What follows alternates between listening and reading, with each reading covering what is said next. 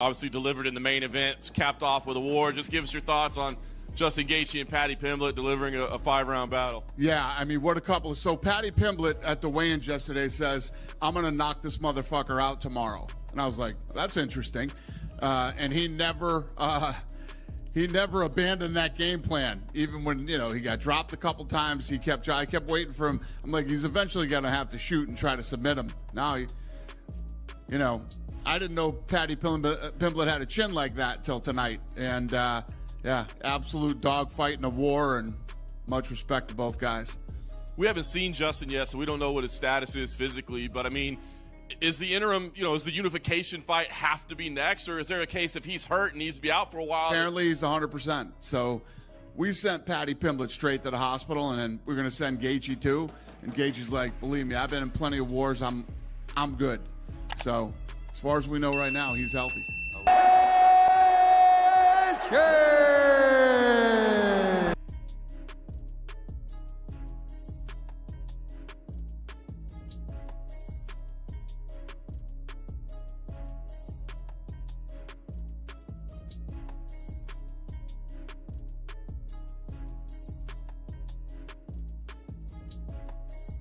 And now our tale of the tape for this lightweight fight.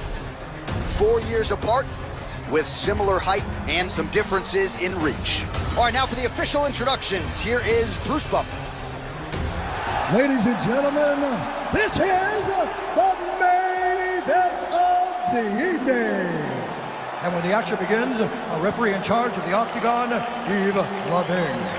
And now, this is the moment UFC fans around the world have been waiting for. Live from the T-Mobile Arena in Las Vegas.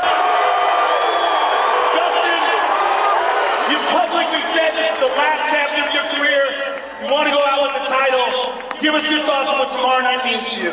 Oh, it means everything. I've committed my whole life to this, and every fight's the biggest, but this is the biggest fight of my life. I cannot wait to carry this star, this title on my back, and represent this country like it should be represented. Thank you, sir. Good luck to you. Justin Gaethje, ladies and gentlemen.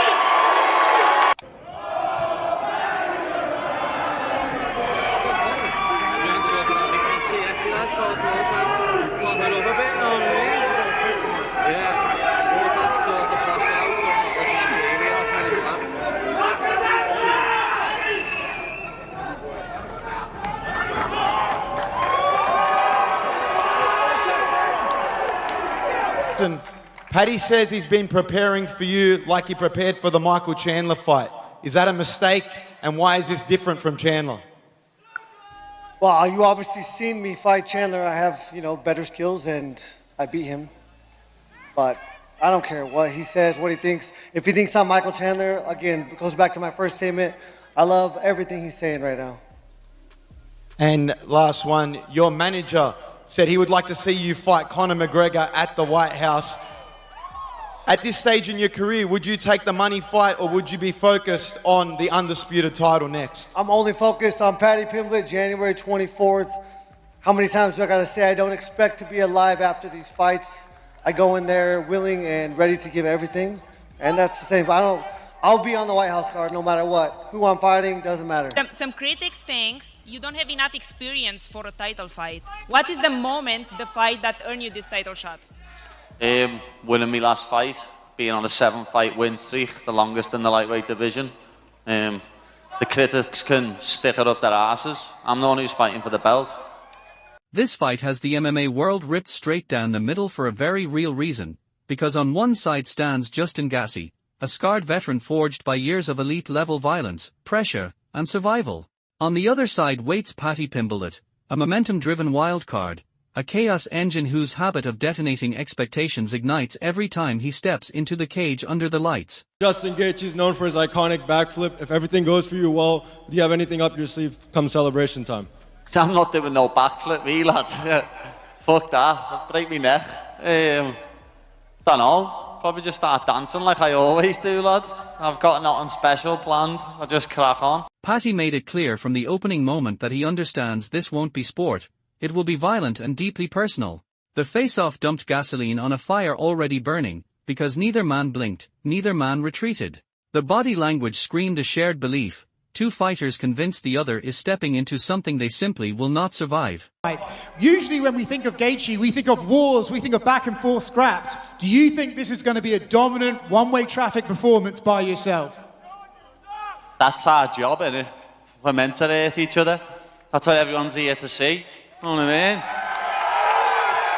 Is part of you hoping that maybe Justin can finally be the one to drag you into a war, take you to the full 5 rounds and see what your medal is made of? Yeah, of course, but I know I've got that in me anyway. I know I've got the heart and the desire to go 5 rounds with a warrior like Justin Gaethje, but it's not going to go that long. As I say, I'm going to put a beating on him, and it's going to be like he's never had before, and I can't wait to show everyone just how good I am. Paddy made it painfully clear this is not just another fight on his record, because the way he spoke about Justin exposed intent far beyond winning rounds, framing this as a personal, violent encounter where inflicting damage carries the same weight as victory itself, and maybe even more. You feel like you're representing the legends against the disrespectful new breed here? I'm still in it. Legends retire. I ain't retired yet. I'm still in it. The fire is still as bright and as hot as it's ever been, and I cannot wait to fight this guy. Well, Dustin's never got a nice word to say about me, lad. So, what, I was honest and said he looked like shit against Gaethje. Fucking hell, stop fucking crying, you can't get That wasn't even the fight you were talking about. You said his last fight. Which? No, I'm saying Dustin looked like shit against Holloway. That was what I said. You would also look like shit against Holloway. Well, we'll see. Once I beat you, I could end up fighting him. Well, you won't be fighting him. Well, you won't be fighting him, set the tone immediately, and when the conversation drifted toward the threat of a long, drawn-out war, Paddy didn't flinch for a second. He embraced the idea of 5 brutal rounds, calmly declaring he has the heart, lungs, and stamina to drown in violence if needed, while casually dismissing the idea that Justin could even survive that long with him. The tension spiked when Justin began referencing other fighters and past performances, trying to paint Paddy's words as blatant disrespect. Paddy responded by doubling down without hesitation, standing firm, unshaken, making it clear he doesn't care who he offends if it keeps the psychological pressure locked exactly where he wants it. Justin said yesterday that you're no Khabib Nurmagomedov on the ground and he's going to fight you with no fear in that area. Do you think he's going to be surprised about your ground game if it does go there?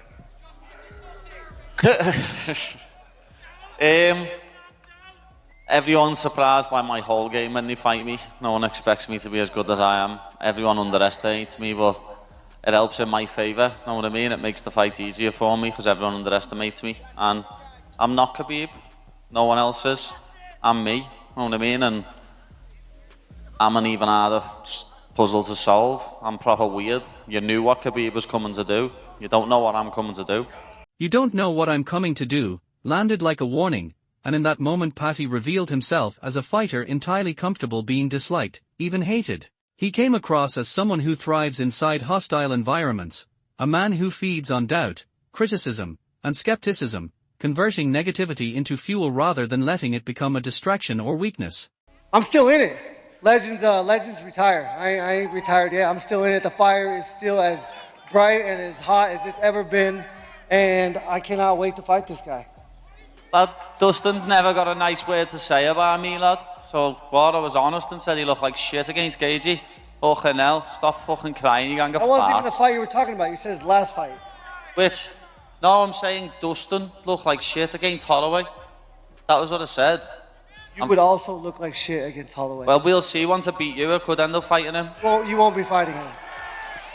Justin, you said you want to drag Paddy specifically to the later rounds. Is that because you just want to test him there, or have you seen something in his performances that make you know you can have success there? No, it's just when I find the most success. He is weird, he's awkward fighting style, and it's gonna be a little puzzle. I'm gonna have to figure it out through the first round. And similar to my other opponents, I constantly am building momentum, and this is a battle of momentum. And I said I'm gonna dog walk this motherfucker. If he lasts that long. When the narrative of Legends versus a new generation surfaced, Justin crushed it immediately, refusing to wear the label of the past, shutting it down with authority, emphasizing that he is still active, still dangerous, and still driven by the same unforgiving fire that built his reputation and continues to keep him a threat right now. You've alluded to getting into the 4th and 5th rounds with Paddy. Is this a fight that you think you can be cautious in, or do you think you'll have to fight wide open? I think I need to fight smart. At the highest level, you cannot make mistakes. And if you watch all the champions, they're moving forward. I'm going to move forward, and I'm going to be in his chest. I'm going to put my head in his chest. He got really long arms. It's going to be hard to hit me when my head's in his chest. Justin explained that Paddy's awkward style is a problem you solve early, not something you fear, because once that puzzle starts to crack, momentum quietly turns, round by round, drifting toward the fighter season by navigating chaos at the very highest level. Paddy says he's been preparing for you like he prepared for the Michael Chandler fight. Is that a mistake, and why is this different from Chandler? Well, you obviously seen me fight Chandler. I have, better skills, and I beat him. But I don't care what he says, what he thinks. If he thinks I'm Michael Chandler, again, it goes back to my first statement. I love everything he's saying right now. And last one, your manager said he would like to see you fight Conor McGregor at the White House. At this stage in your career, would you take the money fight, or would you be focused on the undisputed title next? I'm only focused on Paddy Pimblett, January 24th. How many times do I got to say I don't expect to be alive after these fights? I go in there willing and ready to give everything, and that's the same. I'll be on the White House card no matter what. Who I'm fighting doesn't matter. This is the fight that has the combat world buzzing like never before, splitting opinions everywhere as predictions flood in from every corner. So now the focus turns to what the experts are saying.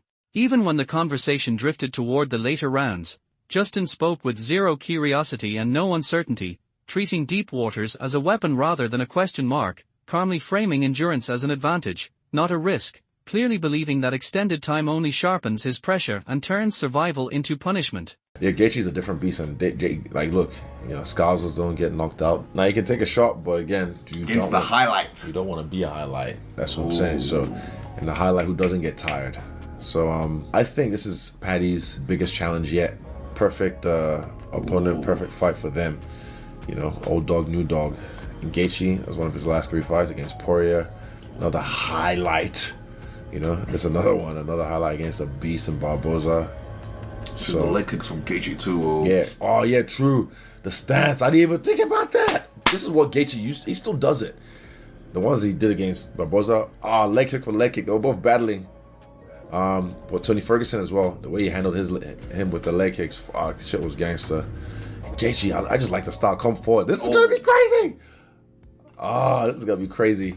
Paddy, meanwhile, leaned fully into being underestimated, wearing doubt-like armor, openly embracing comparisons only to discard them without hesitation, insisting his unpredictability is exactly what makes him dangerous. Opponents never truly know which version of him is about to step forward. He stressed that while everyone knew precisely what someone like Khabib was coming to do, his own style is far stranger, far harder to read, turning every exchange into a live guessing game that punishes hesitation, rewards raw instinct, and spirals into chaos fast.